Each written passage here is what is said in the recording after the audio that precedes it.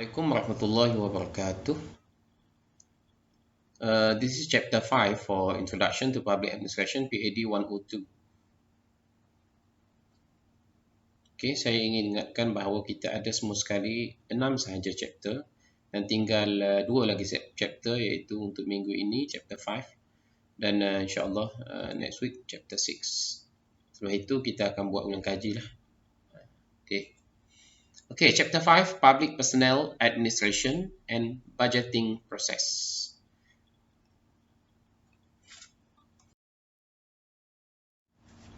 Okay, in this chapter, kita akan belajar dua perkara, iaitu number 1, Public Personnel Administration, dan yang kedua adalah budget, government budget.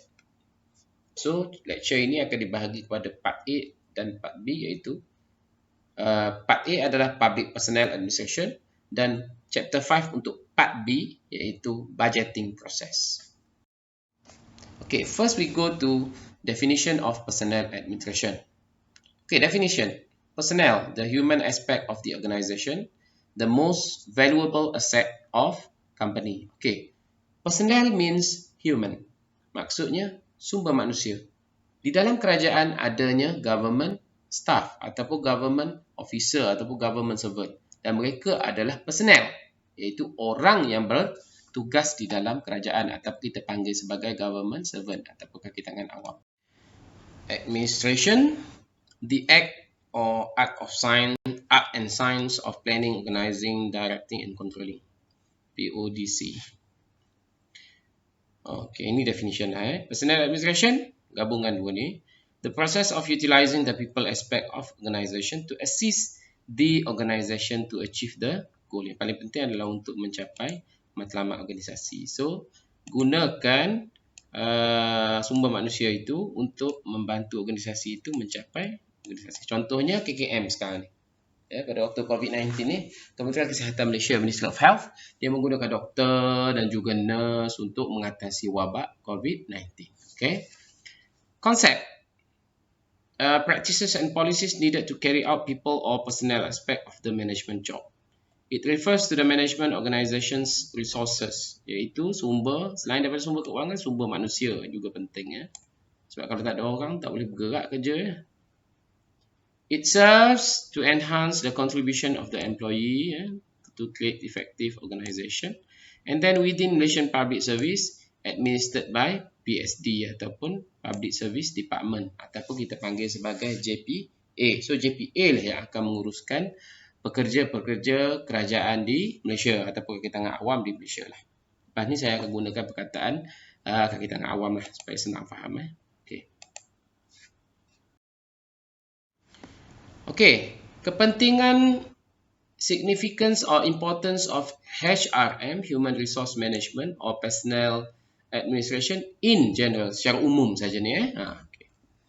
Number 1, to ensure proper planning of personnel or human resource requirement, untuk memastikan perancangan yang proper, perancangan yang baik. To attract potential candidates, untuk menarik pekerja supaya dapat bekerja di organisasi.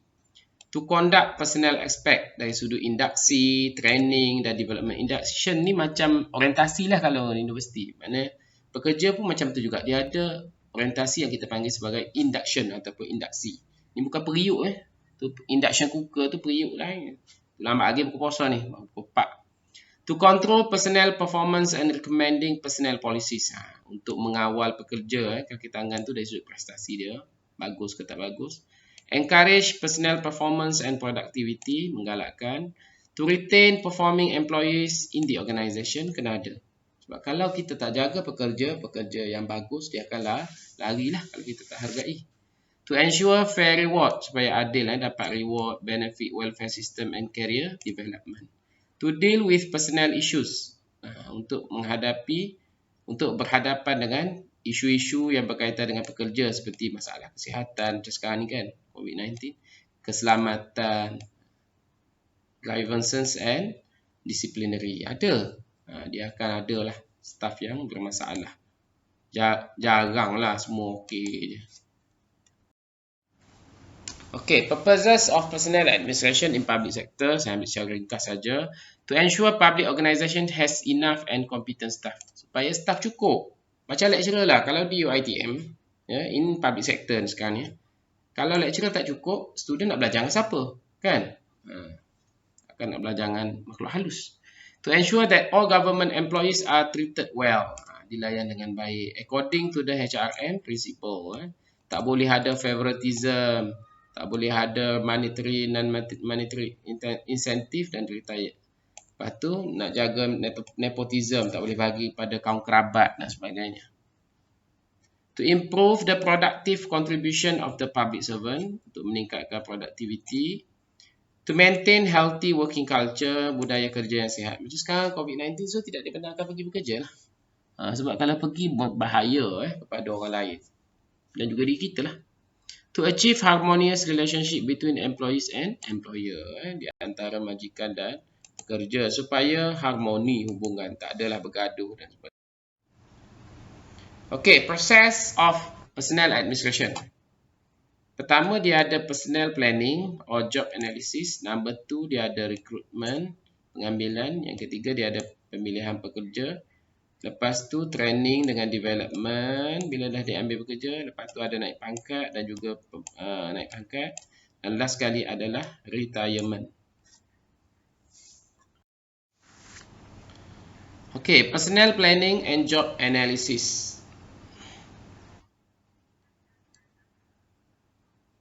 Apakah yang dimaksudkan dengan personnel planning and job analysis?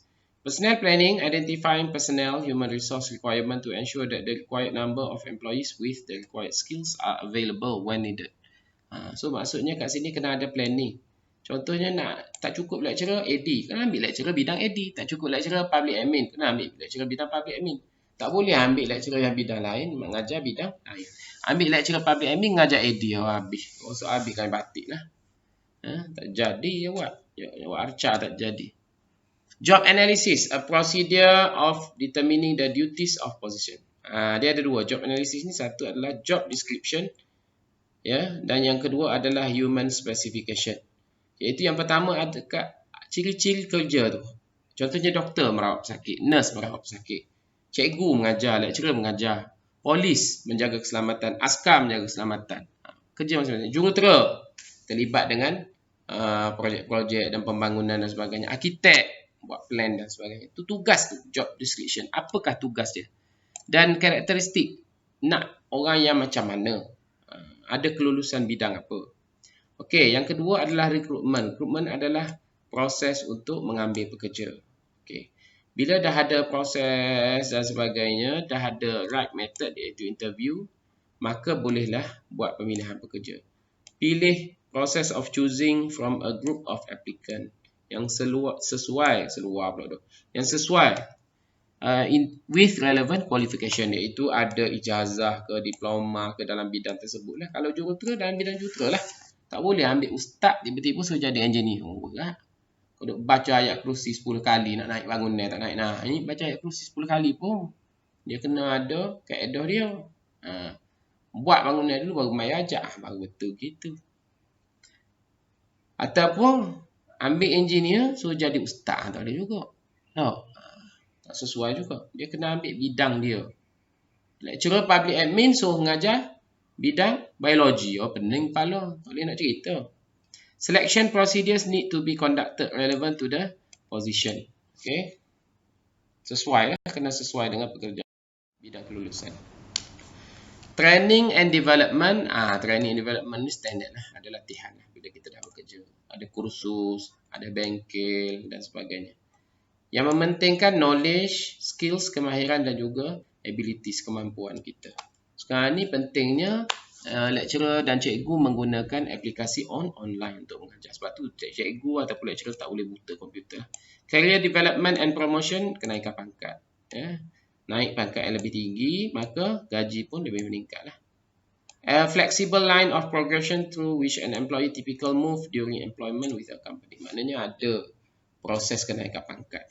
Dan last sekali, bila dah habis waktu bekerja 20 tahun, 30 tahun, maka retire lah. Iaitu employees leave the job. Iaitu terminating an employee, itu pencen ataupun diberhentikan lah. Berhentilah. Okey. Process of personnel administration ni, dia ada proses dia.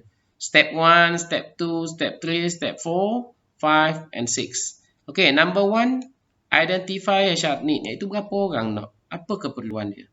Yang kedua, analyze HR availability. Okey, check ada berapa orang dan di jabatan mana yang perlu tu. Compare demand with supply. Okey, ada tak orang panggil apa, graduan yang keluar dalam bidang kita tu. Ataupun kalau bukan graduan pun, maknanya lulusan. Ikutlah nak kelulusan apa. Kurang ke, sikit ke, tak cukup di jabatan mana.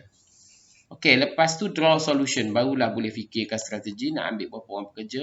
Lepas tu buat pengambilan and then monitor result of effectiveness. So bila dah ambil pekerja, adakah kerja itu dapat dilaksanakan dengan baik ke perlu tambah lagi pekerja.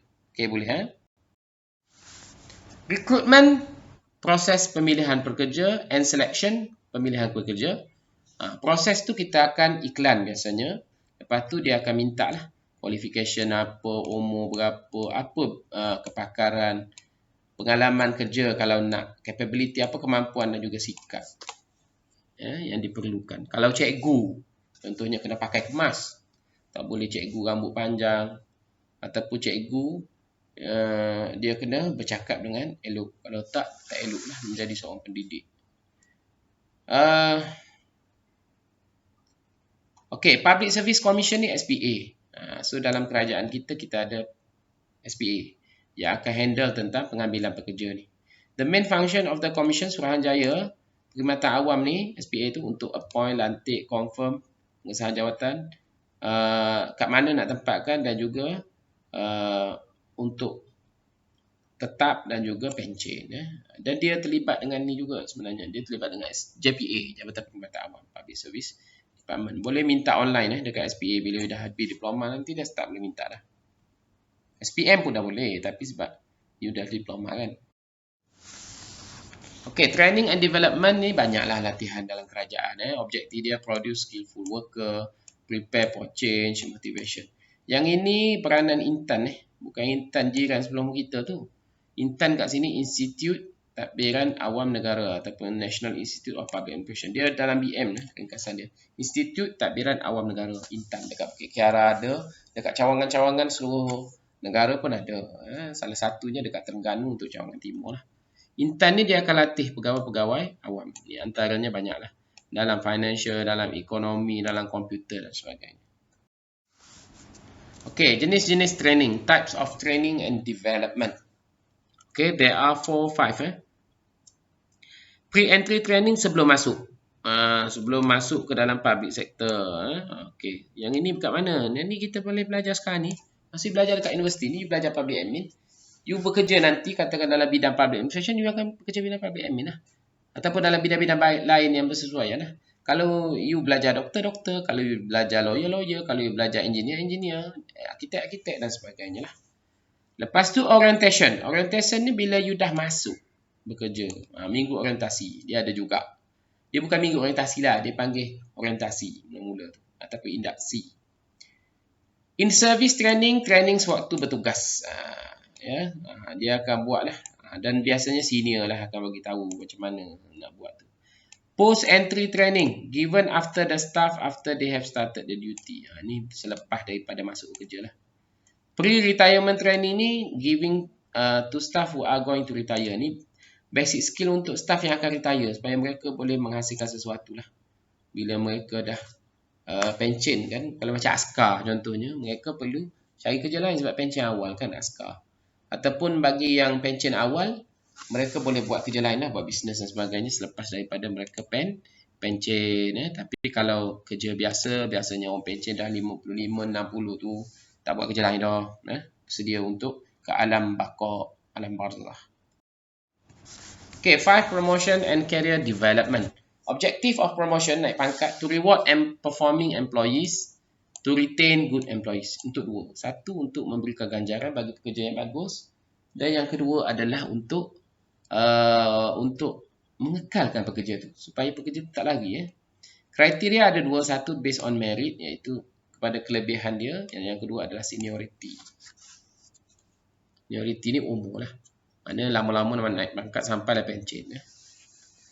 Mula-mula pangkat rendah lagi, naik lah, tu seniority. Tapi kalau merit, maknanya kalau dia bekerja bagus, bagi je naik pangkat. Walaupun umur dia masih muda. Create vacancy. Supaya, kenapa diperlukan persaraan ni? Kerana supaya orang baru boleh masuk, iaitu newcomer lah. Untuk yang baru, fresh grade, newcomer kat sini. Opportunity for colleague untuk rakan-rakan setugas naik pangkat, dan approve procedure, dan ini memang standard lah pension ni. Okay, next, roles of Public Service Commission ataupun SPA. Okay. Peranan SPA. Public Service Commission of Malaysia was founded on the 31st of August 1957, daripada merdeka lagi lah. Okay. Okay, functions carried out by Public Service Commission in the Federal Constitution. Number one, appointment, dari sudut melantik.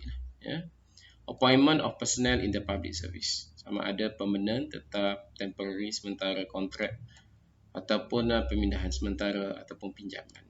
Pegawai pinjaman. Pinjaman maksudnya dipinjamkan ke jabatan lain selain daripada jabatan asal. And then confirmation of service, iaitu dari sudut pengesahan jawatan, biasanya selepas 3 tahun.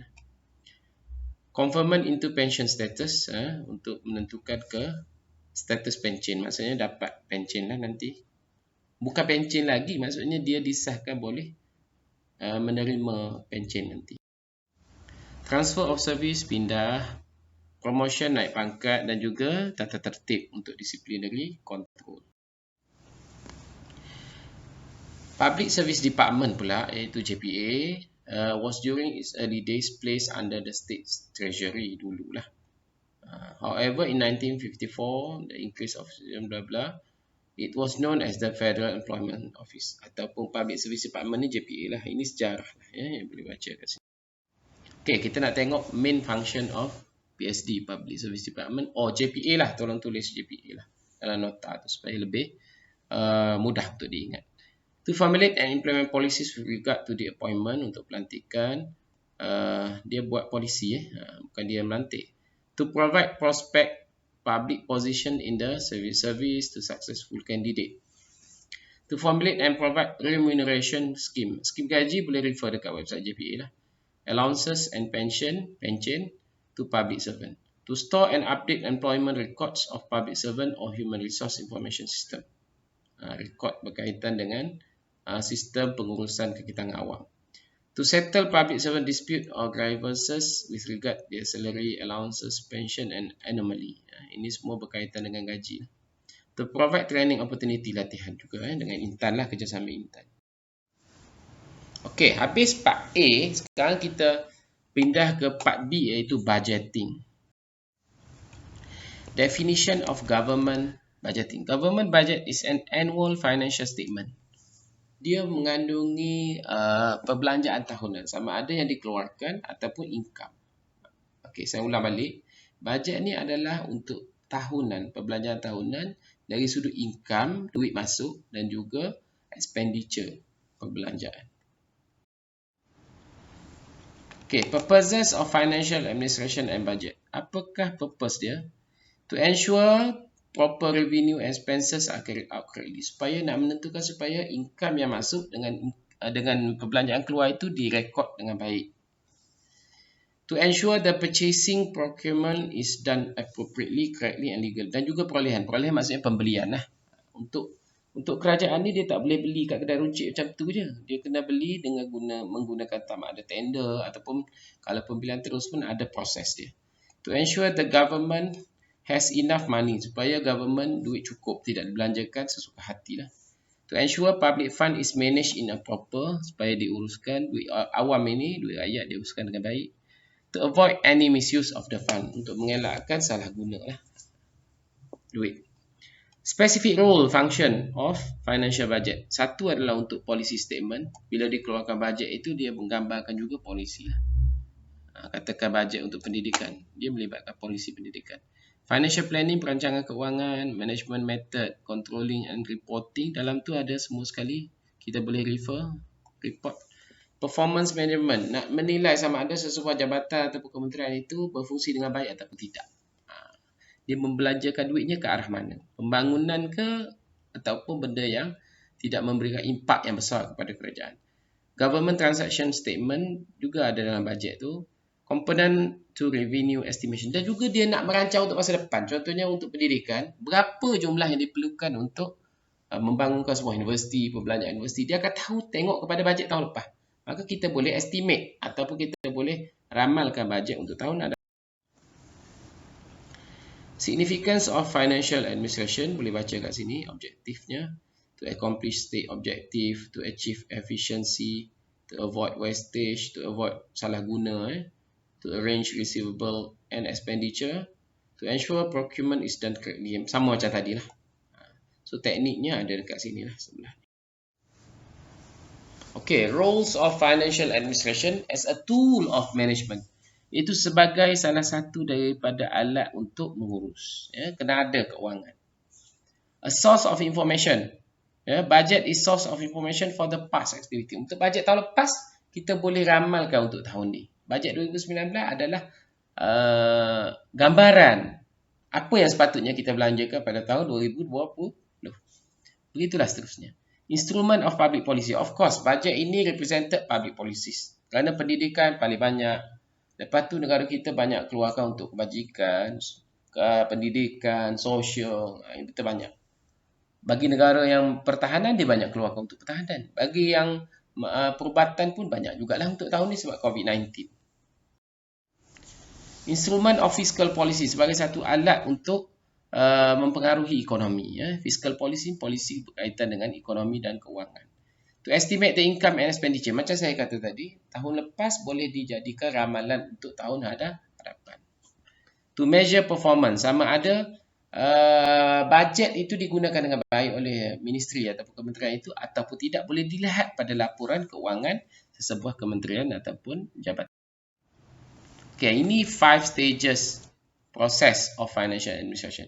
Number 1, kena ada planning macam biasalah. Kena rancang. Lepas tu, buat berapa bajet. Lepas tu, kira-kira. Lepas tu, audit. Dan juga last sekali adalah penilaian. Okay, ini adalah huraiannya lah. Planning, kena determine apa yang kita nak capai, apa yang kita nak buat untuk tahun tu.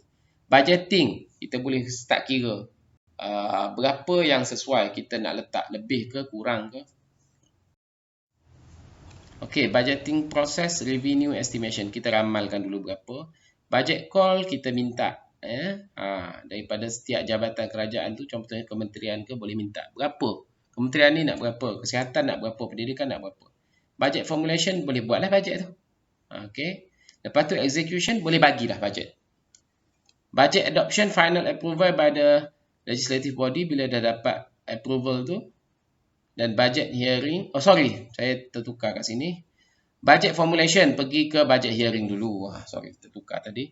Budget hearing dulu, number 4. Anulah poso-poso ni Tik. Budget hearing can include department section. Ambil, discuss dulu. And then budget approval. Lepas tu lah boleh pergi pada pelaksanaan. Daripada kiri ni, turun dulu sini ke kanan. Silap tadi sikit. Betulkan balik. Nombor 3, nombor 4, nombor 5, nombor 6. Okey, ini contoh lah. Budget formulation process. Katakan, agencies ni akan submit pada awal tahun lah. Januari. Okey. Lepas tu, submission, preliminary, budget hearing, approval, September biasanya dah nak dibentangkan dah. Biasanya bentang dah. End of December barulah keluar warrant. Maksudnya keluar duit. Okey. Biasanya September ataupun Oktober bentang. Bajet dekat parlimen kan. Yang orang duk tunggu tiap. Okey, accounting tadi boleh baca description tu. Auditing dia kira semula lah. Kira adakah betul perbelanjaan kita itu. Dan review ini kalau contohnya bajet tak cukup, tambah untuk next year. Kalau bajet lebih, kurangkan. Macam itulah.